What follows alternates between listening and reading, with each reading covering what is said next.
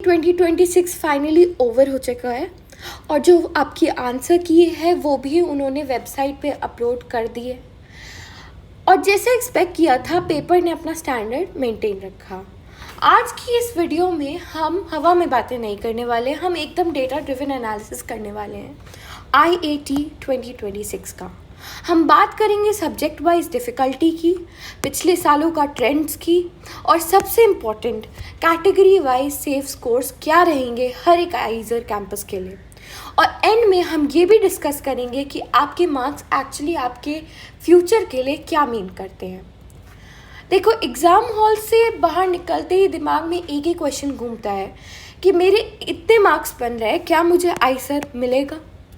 ये एग्जाइटी एकदम नेचुरल है, पर रैंक कैलकुलेट करने से पहले कुछ रियलिटी चेक्स ले लेते हैं। सबसे बड़ा फैक्टर है नेगेटिव मार्किंग। ज़्यादातर बच्चे एग्ज़ाम के बाद अपना स्कोर बहुत ओवर प्रिडिक्ट कर लेते हैं क्योंकि उन्हें लगता है जो अटेम्प्ट किया वो सब सही है। अगर आपने अपना 130 अटेम्प्ट किया है तो एक्चुअली आपका स्कोर होगा 100 to 108 के बीच।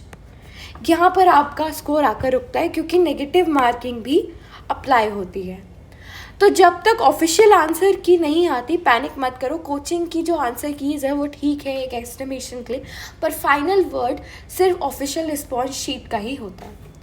और एक और बात, कट ऑफ एक फिक्स नंबर नहीं होते, वो डायनामिक होते हैं, पर कट ऑफ्स हर साल चेंज होते हैं और ये पेपर की डिफ़िकल्टी और एप्लीकेंट्स पर डिपेंड करते हैं। अगर 2024 में कोई स्कोर मिस हो गया था तो ज़रूरी नहीं है कि 2026 में भी वो स्कोर मिस हो जाए। अब थोड़ा ओवरऑल पेपर की वाइब समझ लेते हैं। IIT 240 मार्क्स का होता है और जिसमें फ़िज़िक्स, केमिस्ट्री, मैथ्स और बायोलॉजी चारों के सेक्शंस होते हैं। पिछले साल यानी 2025 के कंपैरिजन में इस साल का paper moderate to tough category में आता है। क्वेश्चंस का टाइप तो फेमिलियर था, पर इन डेप्थ कॉन्सेप्चुअल अंडरस्टैंडिंग काफ़ी ज़्यादा चाहिए थी। इस बार रट्टा मारने वालों का पेपर ज़्यादा अच्छा नहीं गया होगा। सबसे बड़ी प्रॉब्लम तो ये है कि जो लगभग 70% बच्चों ने फेस की थी वो है टाइम मैनेजमेंट। पेपर थोड़ा सा लंबा था और एवरेज अटेम्प्ट रेट लगभग 65 to 70% ही रहा एक नॉर्मल बच्चे का। इस सब का सीधा सीधा मतलब है ये कि इस साल जो एवरेज स्कोर्स हैं वो पिछले साल के मुकाबले 10 से 15 मार्क्स लोअर रहने वाले हैं।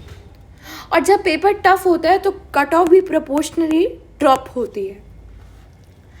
चलो अब इसके थ्रू एक एक सब्जेक्ट को लाइन बाय लाइन तोड़ते हैं। तो बायोलॉजी और केमिस्ट्री की हम सबसे पहले बात करने वाले हैं क्योंकि ये जो सब्जेक्ट्स होते हैं वो मैक्सिमम बच्चों के लिए स्कोरिंग होते हैं। और बायोलॉजी इस बार जो थी वो नीट वालों के लिए काफ़ी स्ट्रॉन्ग और स्कोरिंग रही है।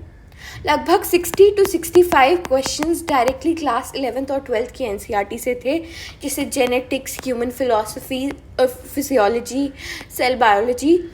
पर ट्विस्ट ये था कि इसमें असर्शन और रीज़न क्वेश्चंस काफ़ी थे, जिसमें लॉजिकल एलिमिनेशन चाहिए होता है तो वहाँ थोड़ा टाइम लगा। केमिस्ट्री की बात करें तो वेल बैलेंस थी। फिज़िकल केमिस्ट्री में फार्मूला और मल्टी स्टेप कैलकुलेशंस थे और ऑर्गेनिक या इनऑर्गेनिक केमिस्ट्री में डायरेक्ट रटने वाले क्वेश्चंस कम और मैकेनिज्म पर फोकस ज़्यादा था। सिर्फ मेमोराइजेशन से इस बार केमिस्ट्री नहीं निकलनी थी, कॉन्सेप्ट क्लियर होने चाहिए थे। अब आते हैं फिज़िक्स एंड मैथमेटिक्स पर। ये हमेशा से ही IIT के सबसे ट्रिकी सेक्शंस रहते हैं। इस साल फिज़िक्स काफ़ी लेंदी थी और कैलकुलेशन इंटेंसिव थी। इलेक्ट्रोमैग्नेटिज्म, ऑप्टिक्स और मॉडर्न फिज़िक्स के क्वेश्चंस काफ़ी थे और बच्चों को उन्हीं को सॉल्व करने में बहुत स्टेप्स लिखने पड़ रहे थे। ऑप्शंस भी काफ़ी क्लोज थे तो प्रिसीजन चाहिए थी। इसकी वजह से फिज़िक्स में average score 5 to 8 marks drop होने का काफ़ी एक्सपेक्टेशन है। और मैथ्स तो हमेशा की तरह अल्टीमेट डिसाइडर रहता ही है। कैलकुलस और वेक्टर्स का वेटेज ज़्यादा था और क्वेश्चंस टफ थे। PCM वालों के लिए रैंक यही डिसाइड करेगा और PCB वालों के लिए भी जो थोड़ी मैथ्स अटेम्प्ट कर रहे हैं ना उनके लिए मासिव एडवांटेज मिलने वाला है। अब आते हैं प्रीवियस ईयर के ट्रेंड्स पर। पिछले साल के ट्रेंड्स कट ऑफ और स्कोर से पहले देखना ज़रूरी है ताकि एक रियलिस्टिक एक्सपेक्टेशन सेट हो जाए हमारे सामने। 2023 में कट ऑफ लगभग 14 मार्क्स बढ़ा था क्योंकि आपका जो कंपटीशन था वो थोड़ा बढ़ गया था और जो पेपर था वो काफ़ी आसान था। पर 2024 से 2025 में 5 मार्क्स ड्रॉप हुआ क्योंकि डिफ़िकल्टी लेवल बढ़ गया था। इस साल या तो कट ऑफ थोड़ा और गिरेगा या वहीं स्टेबल रहेगा। एक बात ध्यान रखना है, अभी आईआईटी में 65,000 अभी आईआईटी 65,000 से ज़्यादा एप्लीकेंट्स दे चुके हैं, पर सीट्स लगभग 1300 से 1400 है। तो कंपटीशन बहुत टाइट है और हर एक मार्क की वैल्यू बहुत ज़्यादा है। पर अगेन, अगर पेपर टफ था तो सबके लिए टफ था, आपकी रैंक मैटर करेगी, रॉ स्कोर्स नहीं। अब आगे चलते हैं, सीधे सेफ स्कोर्स पर आते हैं। आउट ऑफ 240 सबसे पहले टॉप टायर आइजर्स यानी पुणे और कोलकाता जो सबसे ज़्यादा डिमांड में होते हैं। अगर आप जनरल कैटेगरी से हो तो आपके लिए सेफ स्कोर है 145 to 160। और जो ये अगर आपको आइसर्स में जाना है तो आपको 145 to 160 प्लस की रेंज में स्कोर करना ही करना होगा। इससे आपको टॉप 3 to 5% एप्लीकेंट्स में आना ही होगा। उसके बाद आता है EWS या OBC कैटेगरी के लिए ये जो सेफ स्कोर है वो है 130 to 145। अब और अगर आप SC या ST कैटेगरी में हो तो 90 to 110 आपके लिए एक सॉलिड सेफ स्कोर बनेगा दोनों कैंपस के लिए। ये एब्सोल्यूट मिनिमम नहीं है, हो सकता है कि actual cut off 5 to 8 marks कम जाए। और पर हम सेफ स्कोर्स की बात करते हैं अभी यहाँ पर। अब आते हैं हम मिड टायर आइजर्स की। तो आइजर तिरुपति और बहरामपुर आपकी गेटवेज है। जनरल कैटेगरी में आपका 95 to 110 के बीच सेफ स्कोर आ रहा है, तो आप इन नए कैंपसेस के लिए सेफ जोन में हो। EWS और OBC के लिए 85 to 95 मार्क्स और SC से ST के लिए 60 to 75 मार्क्स पर आप एडमिशन मिलने के बहुत स्ट्रॉन्ग चांसेस पे हैं। देखो, लॉन्ग टर्म में कैंपस से ज़्यादा आइसर का टैग मैटर करता है। एक बहरामपुर या तिरुपति का स्टूडेंट भी आगे चलकर PhD के लिए ग्लोबली वैसे ही compete करता है जैसे एक पुणे का बच्चा करता है। अगर स्कोर बॉर्डर लाइन है तो ड्रॉप लेने की जगह इन कैंपस को प्रायोरिटाइज करना काफ़ी वाइज डिसीजन होगा। मैं फिर एक बार रिमाइंड कर दूं, अभी ओवर एक्साइट होना या डिप्रेस होना एक अच्छी बात नहीं रहेगी। आपने आज पेपर में 130 अटेम्प्ट किया होगा, पर नेगेटिव मार्किंग बहुत साइलेंटली आपका गेम पलट देती है। 20 to 25 गलत आंसर से आपका टोटल मार्क इजीली 105 to 110 पर गिर सकता है। इसलिए अपने सेल्फ एस्टिमेटेड स्कोर पे हमेशा एक 15 to 20% नेगेटिव बफर लेके चलना। जब तक ऑफिशियल रिस्पॉन्स शीट नहीं आ जाती, फाइनल स्कोर कैलकुलेट करने की टेंशन मत लो।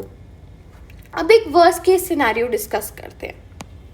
अगर आपका स्कोर 90 से भी नीचे बन रहा है तो क्या ऑप्शन बनता है? तो यार, साइंस का करियर होता है वो कोई एग्ज़ाम डिसाइड नहीं करता। अभी आपके पास नाइजर भुवनेश्वर का ऑप्शन है जो नेस्ट के थ्रू मिलता है, जो एक मिड टायर आइजर के ही लेवल पर आता है। इसके अलावा Delhi university, BHU, Jadavpur university जैसी स्टेट और सेंट्रल यूनिवर्सिटीज़ में आप BSc ऑनर्स के लिए अप्लाई कर सकते हो। CUET एग्ज़ाम के थ्रू वहाँ भी रिसर्च एक्सपोजर बहुत अच्छा मिल जाता है। और अगर आपने जस्ट 12th पास की है तो एक कम्प्लीटली फोकस ड्रॉप ईयर लेने का ऑप्शन तो हमेशा खुला ही है। होमी भाभा और APJ अब्दुल कलाम सर आइजर के जो स्टूडेंट्स थे वो नहीं थे, उनके पास आइसर्स नहीं थे। साइंस का रास्ता आइसर पे ख़त्म नहीं होता। तो अब आगे क्या करना है? मैं बोलती हूँ आपको कि आप अभी थोड़ा रिलैक्स हो जाइए। अभी आप ऑफिशियल रिस्पॉन्स शीट का वेट करो, फिर नेगेटिव मार्किंग लाकर अपना फाइनल रियलिस्टिक स्कोर कैलकुलेट करो। उसके बाद हर आइज़र की स्ट्रेंथ देखो, उनकी लोकेशन और प्रोग्राम्स को स्टडी करो और अपनी प्रेफरेंस लिस्ट अभी से सोच कर रखना स्टार्ट कर दो। आप मुझे कमेंट्स में बताओ कि आपका एक्सपेक्टेड मार्क्स क्या लग रहा है आपको, आपकी कैटेगरी क्या है और आपका ड्रीम आइज़र कौन सा है। मैं पूरी कोशिश करूँगी इंडिविजुअली रिप्लाई करके आपको गाइड करने की। आपको वीडियो अच्छी लगी हो तो अपने दोस्तों के साथ शेयर करो ताकि उनकी एंग्जाइटी भी थोड़ी कम हो। चैनल को सब्सक्राइब कर लेना क्योंकि काउंसलिंग प्रोसेस, प्रेफरेंस लिस्ट और कॉलेज लाइफ के आगे आने वाले सभी स्टेप्स पर मैं गाइड करने वाली हूँ। मिलते हैं अगली वीडियो में, तब तक के लिए ऑल द बेस्ट।